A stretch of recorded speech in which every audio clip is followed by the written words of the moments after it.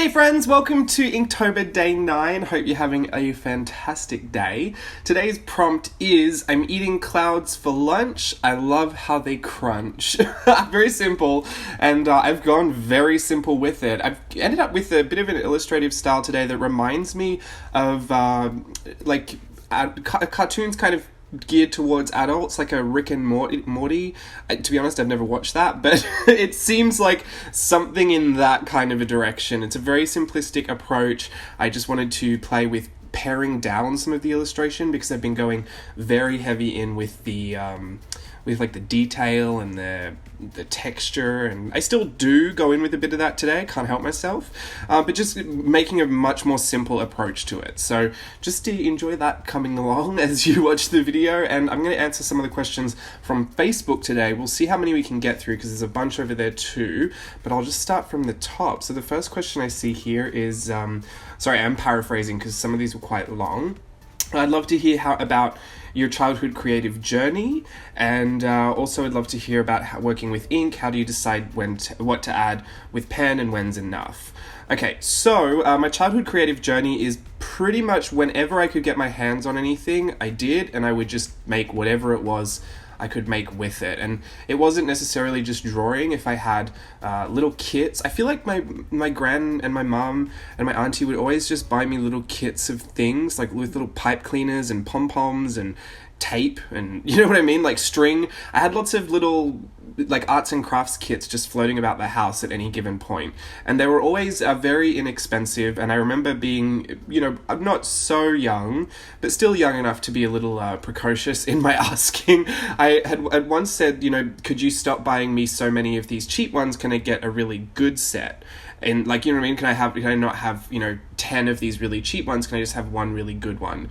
And from there, that's when they would kind of let me be involved in the choosing process. And I was very, very extra trying to get the most expensive art supplies that I could. I was also really, I was a dancer, so I was super into dance, and I knew that was really expensive on my family as well. So I wasn't being the ultra-most, but I definitely requested some Derwent pencils once upon a time, and I did get those. I think the point was, I was always encouraged to create because there was always stuff around me, whether it was just drawing or making a little doll's house out of a cardboard box, or practicing my Christmas wrapping on, cereal boxes. Maybe I was just making little dolls out of scrap calico fabric.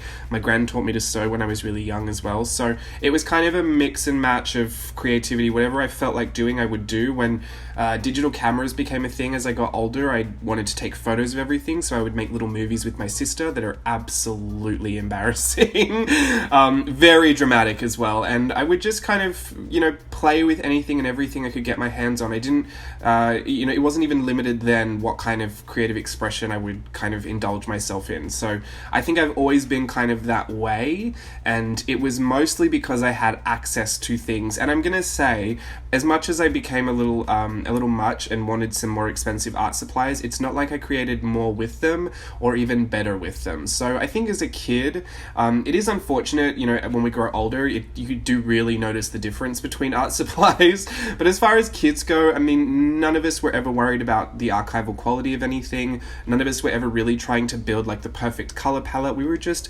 playing and experimenting. So if you are looking to get more involved with kids, I would just kind of vary up the selection. I would go plaster painting all the time, and every time I would get a little fairy and I would just paint it, and plaster painting was one of the most amazing things I could do as a kid. So I would just vary it up, It doesn't have to be anything specific. Creativity comes in so many different forms. We're approaching Halloween, so if that means, getting your kids to be creative with, making a costume out of newspaper in a cardboard box, I think that's fantastic. Papier-mâché, that was something that I always loved to do as a kid. You couldn't tear me away from a balloon once I'd started papier-mâchéing it. Coloring books, cutting them up, collage. I think as kids we're so much more inclined to play with everything because we're actually just enjoying the process, and it's something as adults that we start to look for the end result as opposed to enjoying the process. So that's why I encourage people to, even now, kind of think childlike when you're creating or approaching any kind of creative endeavor, because children have it right in the way that they want to just do anything and everything as long as it is fun for them to do, whether it is literally, sewing or paper crafting, paper mache, making little finger puppets, photographing little doll setups. That was something I would love to do as well. I would set up all my Bratz dolls and just kind of, I had a couple of Barbies, but I started with Barbies. I had Cabbage Patch and Barbies and knitted dolls. I had this long knitted doll. She had long limbs. Her name was Nancy, and my grandma would always tie up her limbs to the bottom of the bunk bed, so she would just kind of hang. I remember that as well, but I would set them all up in really fun positions and poses, and I would spend hours just doing their hair and then taking photos of them. And those photos are somewhere lost on a hard drive that doesn't work anymore, but it is never, as a kid, it's never really about getting this end result. It's all about play. And I think it is really important, actually. I really like that question came up in essentially, like, not only what my childhood journey was like, but as an educator, how to support kids in their creativity, because it is super important nowadays when there's almost a temptation not to, because you can just sit down and watch everyone else do it. My niece and my nephews have, iPads, and they just watch YouTube all day long. It is great. I think that it's great that you can kind of take charge of your own education and, have a bit more of a specific and targeted entertainment offering. But at the same time, I think it's harder for kids these days to really disconnect from that and to get back to a place of, almost being limited with your resources. It's something that forces you to get outside of the box and kind of problem solve in a way that isn't obvious. And I think that's where, that's stimulating that kind of problem solving process in your brain and in kids especially, I think is really fundamental in the growth of children and how they express themselves creatively later in life. So I think, thank you for asking that question, Susan. I really just encourage anyone that has, access to children, anyone that teaches children, or anyone that, has grandchildren, or, just see what they like to create. There's no problem with asking them. I've often found that when I just had things out, when my nephews would come over, I would just, have stickers out, or I'd have some paints out, and they would just like to pick it up and play with it anyway. None of them were worried that it was from the $2 shop. None of them were worried that they were going to do it on cardboard and maybe it would disappear after the day is out. They don't really care. They just want to play. And it has been really rewarding, and I'm super excited to go home in November to go and see my nephews and my niece and just get them to indulge in all of that again. My nephew, is he my youngest? No, he's not my youngest. But my sister's child has taken a real liking to stickers, so I am just really into that. And I will encourage that. Anyway, so the next part of that question was also, how do you go about working with ink, and how do you decide to add pen, and when is it enough? Honestly, you could never say when is enough, because it depends on what you're trying to get out of it. But as far as ink goes, I think if you're going to really just stick to ink, vary up all the tones, use a lot of water, try and play with a lot of textures. I think even if you don't do it on a finished piece, if you just have a page off to the side, or a page in your journal where you practice making different textures with the ink or getting different effects, it's almost like a cheat sheet, so that when you go to render your piece, you can refer back to, oh, that texture might look good on this dress, or that pattern over here might look good in her hair. And I think as far as ink goes, try not to be too precious about it, because if it's one of those ones that doesn't reactivate when it's wet, you're kind of stuck as you put it down. So it's a good and a bad thing. If you're someone that can let go of that that expectation to get something great out of it, I think you'll have a fantastic time just seeing what the ink wants to do.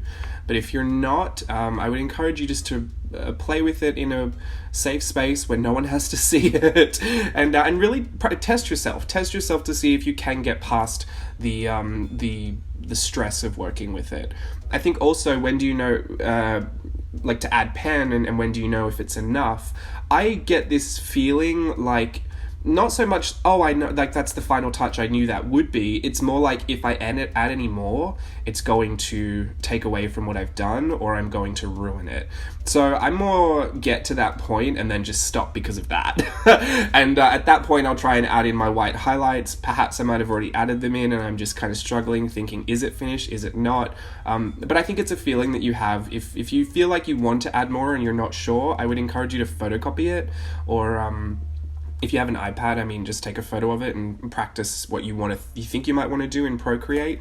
But making a copy is a good idea, because you don't want to ruin what you've done. Alternatively, if you did it once, you could do it again. So that's where I start to think it's a little less precious in that sense. But yeah, what music, if any, do you listen to when you're creating art? I sometimes create in silence, sometimes music, often Netflix. Best times laughing and creating with friends. Okay, so I did have some Journal Jams playlists as I went through Playtest Patreon. Just some playlists on YouTube that were some songs that I found really nice and peaceful to tune out to. Spoiler alert, it's a Low Hill song, so if that's not your flow, then I wouldn't bother with the Journal Jams, but I just put those on and kind of listen to it. Obviously, all my divas, Whitney, Britney, Shania, Mariah, Celine, and Judy, I can't get enough of my divas, and I will just listen to them on YouTube, sometimes just on like that My Mix playlist that YouTube generates, because it's it's kind of catered to what I listen to. It can be a really random mix sometimes. If I've been on one of those weird YouTube vortexes, it's like Whitney's playing and then all of a sudden there's a TED talk about something really serious. So yeah, I don't know, but all my divas, I'll listen to all my divas. Most of the time I will just listen to other creators, though. I will listen to their studio vlogs, I will listen to their advice, I will listen to small business owners, I'll listen to large business owners. I'm a bit more, I like to be a bit more subconsciously educated as I'm, doing my work. And sometimes I will sit down and actually try to learn and take notes, but I find that a lot of the time it's just good enough to sit in the back of my mind as I'm creating, and it'll just kind of sit in there until I need to pull that information out into use. Okay, so what other one? Sorry, I'm just looking. This isn't so much a question, but this one says, and how much you get done, you're like a creative Tasmanian devil. It feels like that sometimes, honestly. I do sit down sometimes and think, is this a good thing or is this a bad thing? Sometimes I think oversaturating a content offering in any given social media platform is not a great thing, because you set a precedent, and I have seen how that has become a problem before. As far as like some people that just maybe don't understand the time and effort that goes into a lot of stuff, there becomes a bit of a sense of entitlement. This is no shade to anyone watching, unless this resonates with you, in which case please listen. No, not at all. But I do think that I do create a lot, and it is not sustainable. I would not recommend anyone do the amount that I do. Like, I wouldn't recommend me doing it to myself. I think the best part is that I know that there's been a time limit on it. I know that there's a time frame in which all of this will, stop, and I'll get a break from it. And so it's less like this is my normal routine forever. I mean, I'm not going to say that I'm not ever not busy. It's owning your own business is just difficult, and I think anyone will attest to that.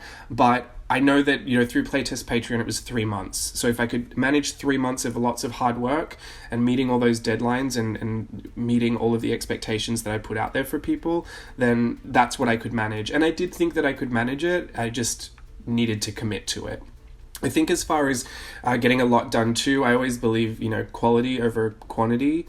And so sometimes it gets really difficult, because even as I'm doing lots and lots and lots of stuff, there's still stuff that I leave out. There's still things that I would start again, and that becomes even more difficult. If every first attempt I made was the one that I ended up going with, I think I'd save myself a lot of time.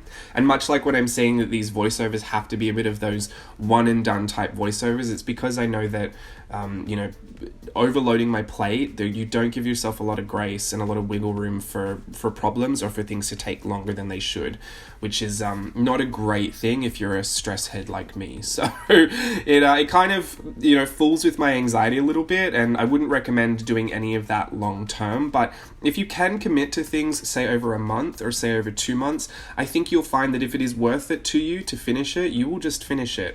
I could go on a huge tangent about what things are worth to people, but I think it just becomes obvious. If it is worth it to you to finish Inktober, you will finish Inktober. If it's worth it to you to practice in your spare time, you'll practice in your spare time. If it's worth it to you to take on 3 months of Patreon, you will do it. And so think I've left myself no time to wrap all of that up. But that's a tangent we might go on for another time. But I do feel like a Tasmanian devil sometimes. The silver lining is that I know it's not permanent, and I could always re-switch how I do everything and make sure that my schedule does work for me. So until tomorrow, bye.